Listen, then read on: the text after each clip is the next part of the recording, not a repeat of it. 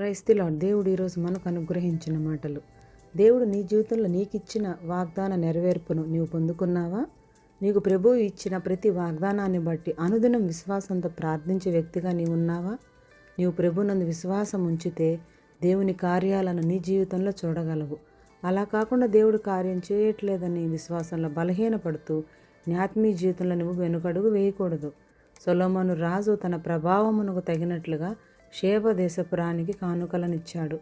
అహష్వేరోషు తన స్థితికి తగినట్లుగా విందు చేయించాడు.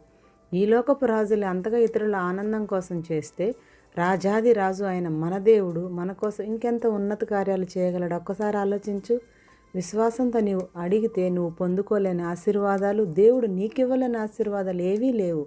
కనుక నీ విశ్వాసం ఎట్టిదో ప్రభువుకు చూపిస్తూ నీ ఆత్మీయ జీవితంలో బలంగా ముందుకు సాగుతూ దేవుని నుండి అనేక అద్భుతాలను పొందుకో.